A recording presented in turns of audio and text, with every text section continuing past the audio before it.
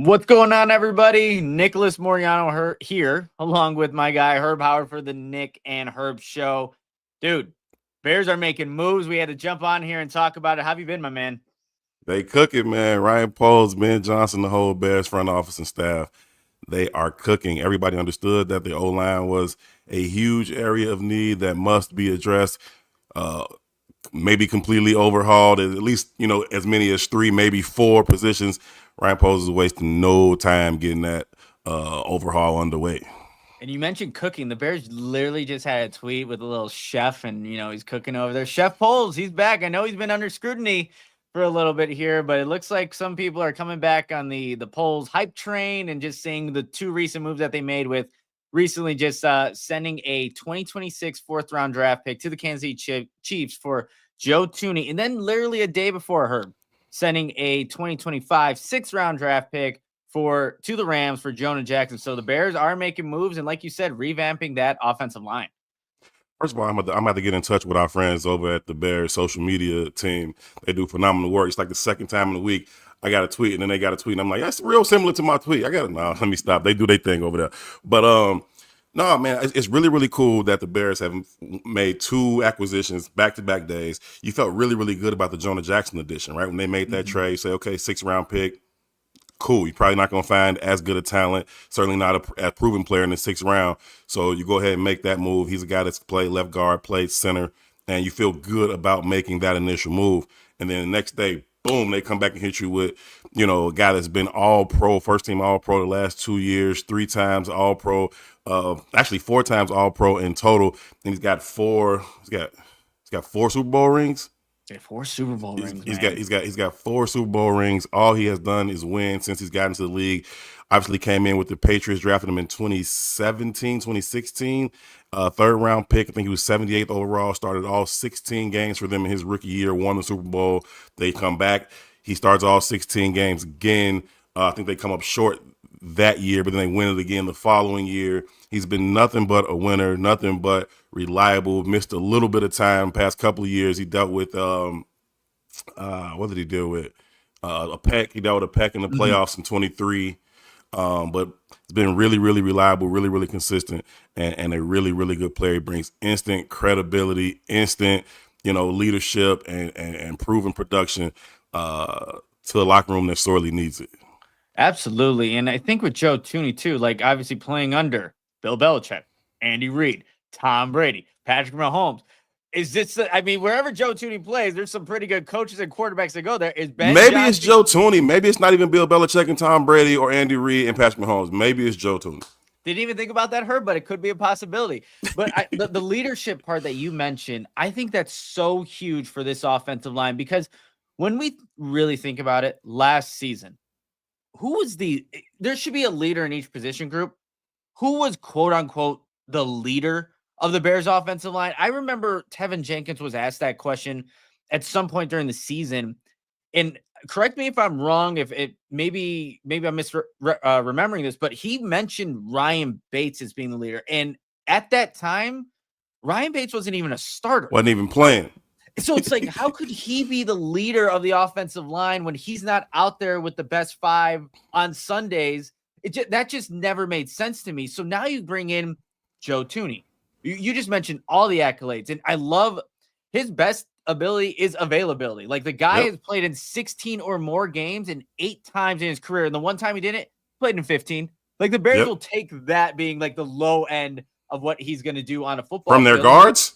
From their guard, exactly. We know how that's been with Tevin Jenkins, Nate Davis, Ryan Bates, Matt Pryor, like revolving door for the guard position. So I love that he's going to bring that leadership aspect that simply hasn't been there. It just has not been there. And now you get somebody that would, maybe Braxton Jones is your left tackle next season. Yeah. Who knows? They still have the 10th overall pick. They can still make moves, but he's going to play better because he's next to a guy like Joe Thuney at left guard.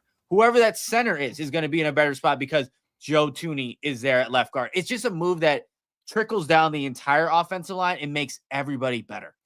You know what jumps out to me when you start to make these two moves, or once you make these two moves, flexibility is the word that comes to mind. It offers the Bears an extreme amount of flexibility as they move forward through the player acquisition period. Right? You're not pigeonholed into what you have to do in the draft at number 10 right now. Now this opens up everything to you. You got your left guard, Jonah Jackson. Some people are, trying to figure out where he's going to play, what's going to happen. Is this a big deal? Somebody tweeted me and asked, I said, this is not a concern to me at all. Joe Thuney is going to play left guard. Jonah Jackson is going to play whichever of the other two positions he's needed at, depending on who else the Bears acquire through this process. That's really, really it. If they acquire, say, like Drew Dahlman, Jonah Jackson's going to play right guard. If they don't get a proven center, but maybe they get somebody they feel good about at guard, whether that's via draft or free agency, then Jonah Jackson's going to slide into the center spot. It doesn't really matter to me. I don't view it as a big deal. I also don't think they're done, what they want to do with this interior of this offensive line, man. But the flexibility that they've afforded themselves now going into the draft, defense is on the board for you at 10. Trading back is on the board for you at 10, right? There's so many different options they can do. Obviously, they just traded away 2 picks. They may be interested in accumulating some of those back. So maybe whoever they love isn't there at 10, but maybe they feel like they can get somebody else they feel really good about at 15, 16, 17. That gives them a chance to move back. And so this just offers them a ton of flexibility as they start to answer some of the questions that they have on this roster, especially on both sides of the trenches. Options there, Herb. And I like that the Bears are now not pigeonholed into at 10, like, oh man, we have an address guard, or now we need to maybe go get one. And that wouldn't align with what they probably believe philosophically, looking at their board, taking the best player available. So you mentioned like defensive end could easily be an option there at 10. Look, Herb, I know we've talked about it, and we don't think that Ashton Genty is an option at 10, but I'm not going to look, I can't rule it out now, because now you're starting to build the offensive line. And if they believe that's the player there at 10, you take him.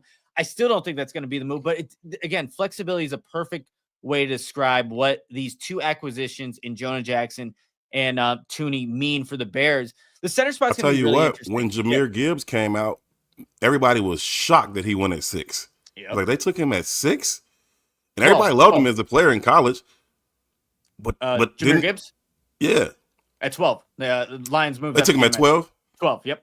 Okay, I thought they took him even higher than that. But either way, people were surprised at how high he went in the draft. And it was like, well, I mean, people know what Genty can do. And so, again, it's the flexibility. If the Bears are able, the only reason I was convinced that the Bears absolutely could not go there at 10 was because they have so many other needs. But if they start to fill those things, we just started free agency. We haven't even hit free agency, right? But we're talking about just getting into that player acquisition phase, and you're making these trades and figuring out who's going to be tagged and who wasn't, who's going to be available and who wasn't. You're just starting this process. You still got to hit actual free agency. Like, there's so many things that the Bears can do. And so again, as they go about filling these holes, it gives them a lot of flexibility to maybe do some things that perhaps weren't on the table a month ago, a week ago, 2 days ago. Yeah, seriously. I mean, 2 days ago, like, this offensive line, it was not in the position that it is now, and that is in a much better place. And really quick, like, center is going to be really interesting to me, because it's not only the Bears are going to be interested in Drew Dahlman. There's going to be other teams. I'm sure that the Atlanta Falcons would like to keep Drew Dahlman if they could make it work financially. But if they don't land on him, and it is a guy like Jonah Jackson, I've seen a lot of Bears fans already, to be honest too, Herb, a lot of Bears fans who probably haven't even watched him play a snap at center say he can't play center. Right. I watched a game of him, that week 1 matchup against the Detroit Lions. The Rams played Detroit at Ford Field. I didn't have any issues with him playing center. He actually, for a guy that had not played a lot of that position, primarily played left guard when he was in Detroit. I think he played 3 games at center in college.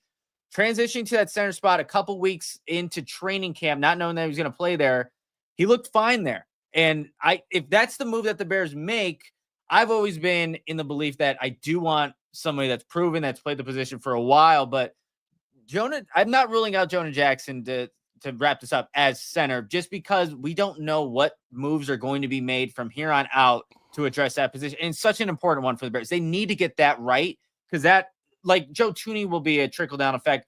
Whoever's playing at center is also going to have that same effect for everybody on the line. So it's going to be interesting. And I think there's a lot of options here too at center. It's of course, Drew Dahlman. I put Jonah Jackson there. Ryan Kelly from the Indianapolis Colts is an older option, but still an option. Evan Brown from Arizona is also someone that overlapped with Ben Johnson in Detroit. He last played for Arizona, was playing guard, but in 2020 to 2022, he was with the Detroit Lions and played center in 2021, 755 snaps when Frank Ragnow actually got injured. Ben Johnson wasn't calling the plays at that time in 2021. He was a passing game coordinator, but filled in for, all-pro center in Frank Ragnow and was able to hold his own. And then the last guy I have on here, which I don't think should be the option, but he technically does play center and plays guard, Ryan Bates. At this point, he's still on the roster, Herb. We've talked about it. Like, I think Ryan Post still wants to see what he has in Ryan Bates, but he was in that position battle with Coleman Shelton in training camp, got injured with the shoulder, and then Shelton wins that job. So maybe Ryan Bates is in consideration for center, but at this point, I think it's really up in the air.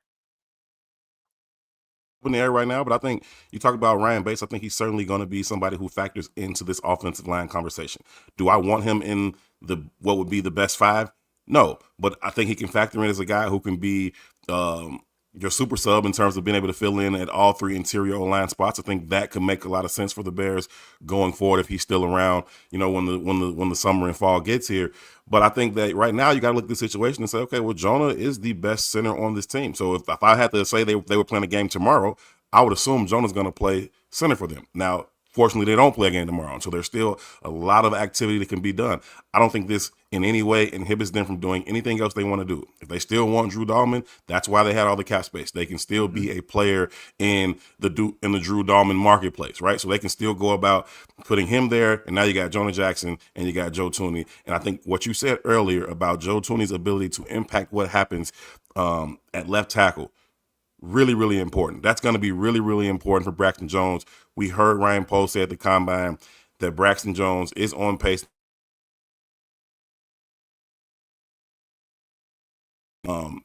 Right now, you got to assume he's going to be the left tackle on this roster again if they have to play a game, right?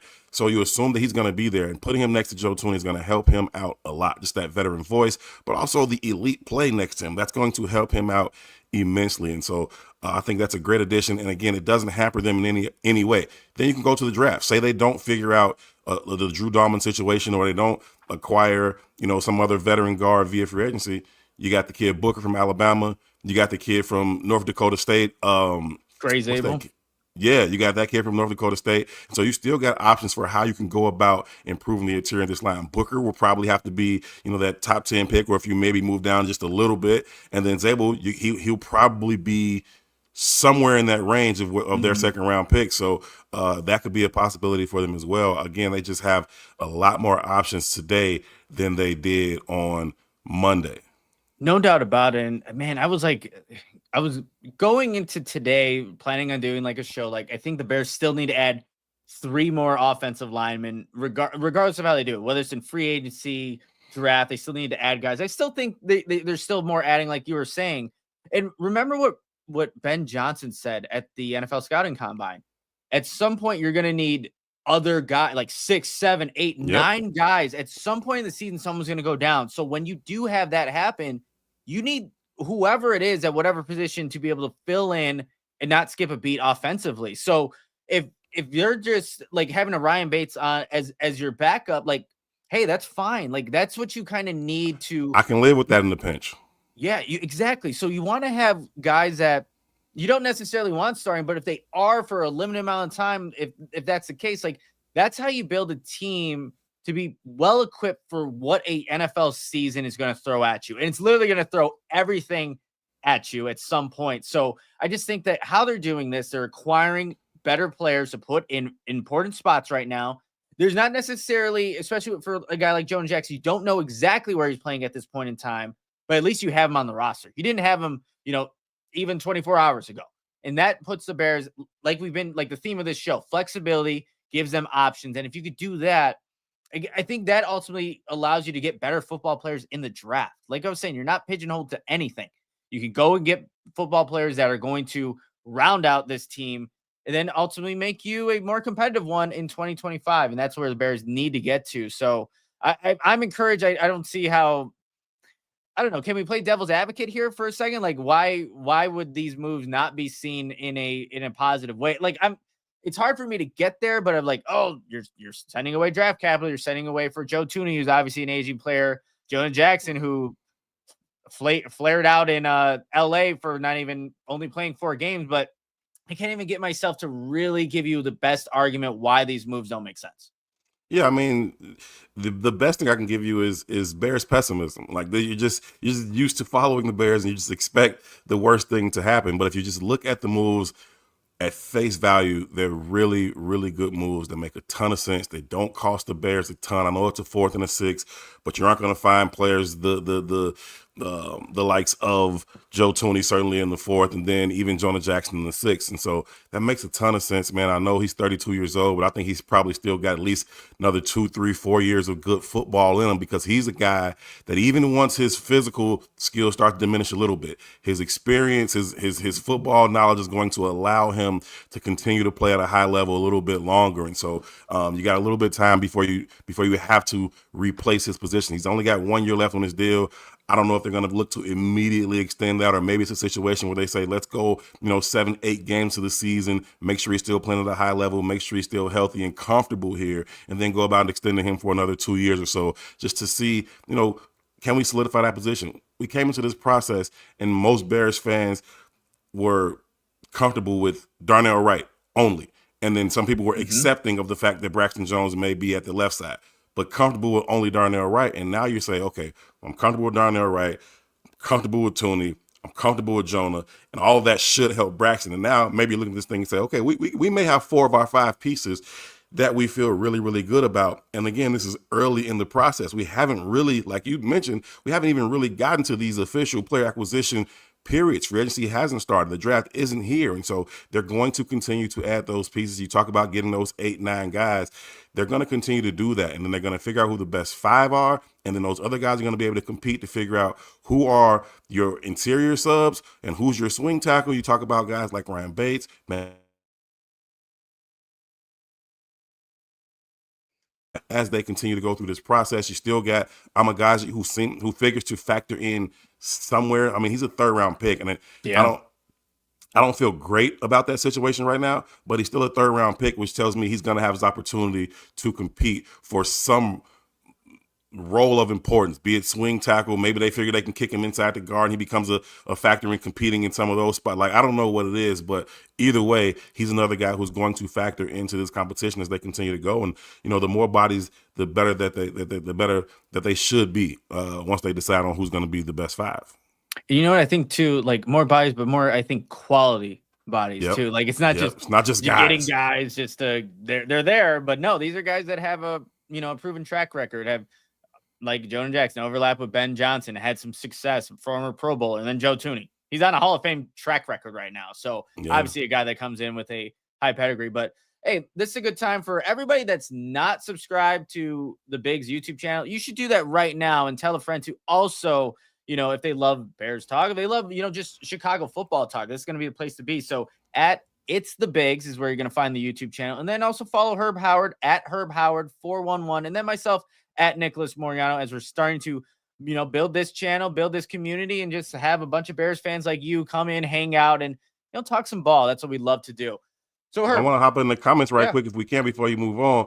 Sure. I see Leonard Lawson with a pretty solid idea, talking about trading back, getting D-line edge in round 1, then target Zabo, who we mentioned, for that center spot in round 2.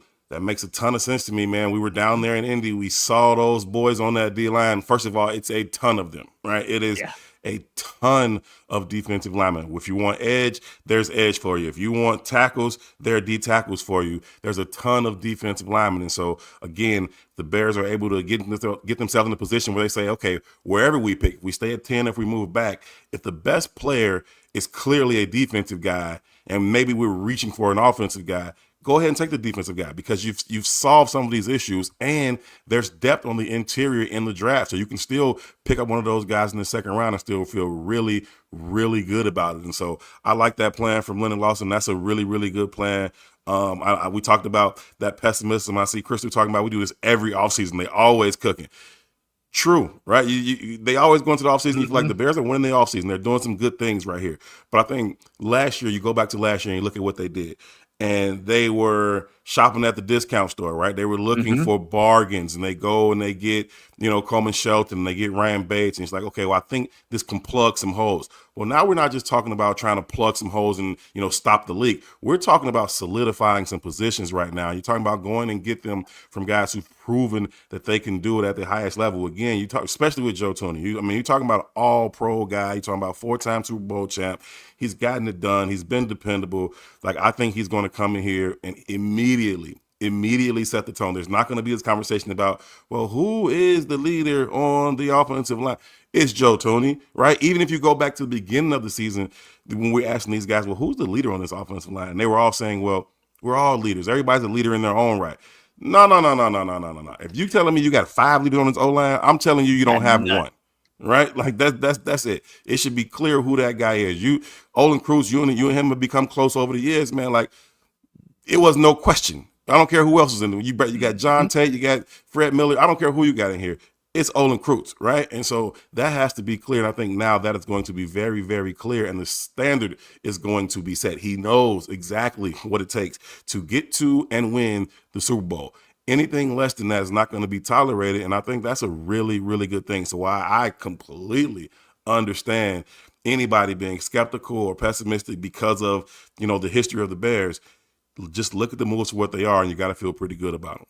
Absolutely. And for anybody that's maybe even skeptical on a guy like Joe Thuney because they saw the Super Bowl, like the man is playing left tackle in It's the not Super even Bowl his after spot. playing predominantly, what I think I have the numbers here, but he had not played the left tackle spot.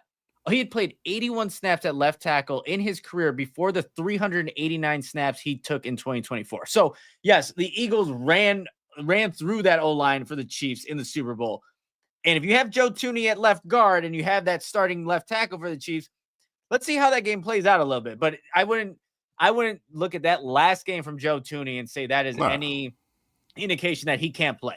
Slide him back nah, into the left guard spot where he was playing for a majority of the 2024 season. Later on in the year, he had to slide out left tackle because the Chiefs had no options. But let's put the guy that has been the most consistent and has been consistent throughout his entire career out there to, again, stop the bleeding for a little bit. And he played well in the regular season. And then, you kind of get exposed in the Super Bowl. So Joe Thuney could still play. And like you, I think he has at least 2 more years. And I would think, Herb, because you give up future draft capital, 4th-round draft pick in 2026.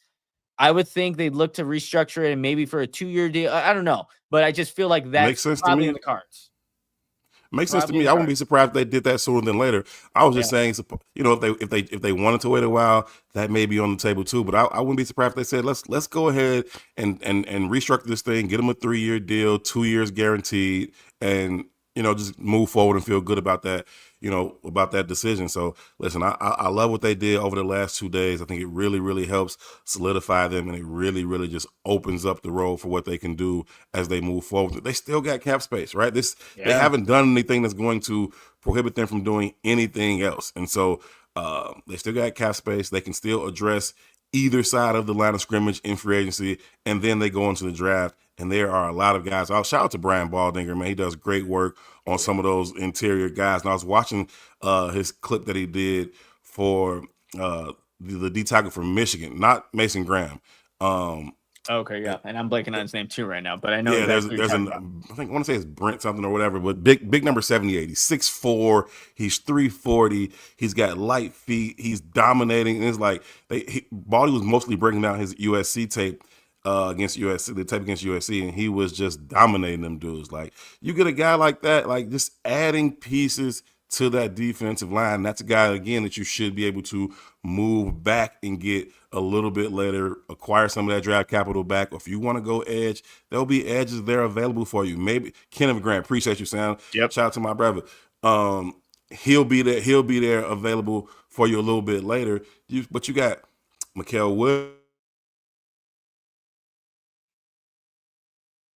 There's just a ton of options for the Bears right now, and I think that the more they're able to add early, like he didn't even wait to free agency. He like, hey, okay, Let's go. we see who didn't get tagged. We know who y'all not going to be able to retain because you didn't tag them. I got a 6 for you. I got a 4th for you. Let's go. Let's go. Yeah, let's go is right. You know, I think here's going to be a fun way to, I think, end this show, Herb. We're talking about it. What can the Bears possibly do? What do you at 10 or that first round draft? What do you think ends up happening? It could be a position group. Do they trade back? But now that we've had a little bit of indication of what they've done on the offensive line, and it's still so early. Like we just said, free agency hasn't started, and this could change dramatically too. What they end up doing at 10 in a couple of days, but if you had to put money on it, and I wouldn't put a lot on it because again, there's a lot of variables here. What are the Bears doing at 10? You know what? Right now, you are asking me. I'm like, if you're asking me right now, I would say they end up on the defensive side of the ball. Right? You've added 2 interior O linemen. You have an opportunity to add another one when free agency does open. But then also, again, you got 2 second-round picks, and there are going to be some interior offensive linemen there for you as well. And so, I think at this point, the premium spot available to you if you sit at 10 is going to be on the defensive side of the ball. And so I say if they sit there or if they move back a little bit, either way, I think D-line is going to be the way that they choose to go. And I would have to imagine, just looking at the roster right now, I would lean towards edge. I know I was just talking about Kendrick Grant because I just like the kid's tape, but if I had to choose, I would lean towards edge because that's where they need the most. You look at the Bears right now, you feel great about Billings. You still think Javon Dexter can ascend. There's some pieces behind them. You got Pickens behind them, and guys that you feel okay about. Not that you don't need to add to the interior of the D-line, but I think the biggest need right now would be on the edge. And so I would say they pick at 10 or slightly thereafter, D-line and most likely edge. I'm right there with you. I mean, so I said that before we left Indianapolis. Somebody asked me, like, what do you feel like the move is at 10? And I'm like, I feel like it's defensive line. And now, even after this, again, it's we are on March 5th. Free agency has not started. I still feel that way. It's going to be addressing that edge position. Like you said, there are guys that not only are big and fast, but can run, that are going to fit what Dennis Allen is looking for, opposite of Montez Sweat. So I think they'll obviously, when you have a top 10 pick, a good player, I think is going to fall to them regardless of how it shakes out. But now with more of the pieces on the offensive line, at least coming into position here, it does feel that way as of right now. But you can't hold us to it. Like, this is still early on in the process. And it's fluid.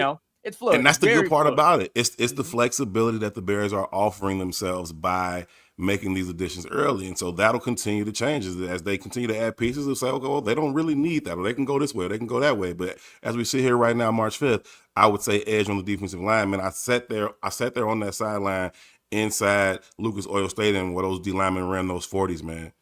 These dudes moving, bro. They 260, they 270, they 300, they 330, and they moving. It's like, yo, like for real. So it's a lot of them. It's a lot. They may be 30 defensive linemen that get drafted in this class, and it's like the Bears will certainly have their eye on a few of them, and they'll have the opportunities, but it may be as early as 10. If there's somebody that they love right there, man, go ahead and get it done. Go ahead and get it done. Add to that defensive line. Put somebody opposite Montez Sweat, and now you get this defense rolling at the same time as you're solidifying this offensive line.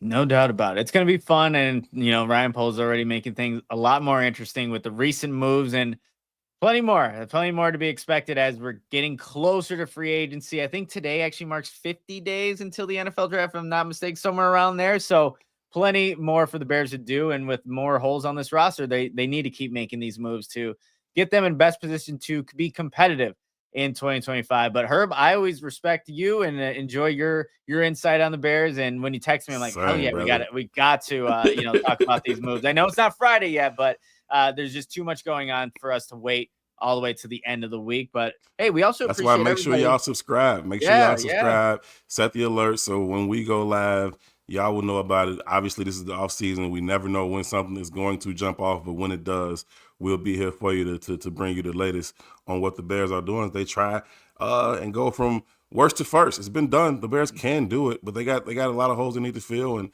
so far, I feel like they filled 2 really, really big ones these past couple days. Absolutely. Well, hey, I'm Nick. That's Herb. This is the Nick and Herb show from the Bigs. We appreciate everybody for hanging out. And hey, there's more news. Set that bell notification on YouTube, like, subscribe, comment, and share this YouTube channel with a fellow Bears fan. Hey, whoever doesn't even have to be a Bears fan. Just let them know that we're doing our thing here, talking about Bears football like the way you enjoy it. But that's going to wrap it up for this episode, unless the Bears somehow go sign Drew Dalman in the next few minutes. But Let's it's been go. fun, Herb. Yeah, let's go. And they got to wait till at least the 12th to do that, I think. Yeah, that's true. That's true. Officially. So, hey, that's going to wrap it up, though. We appreciate everyone for hanging out, and we'll catch you guys next time.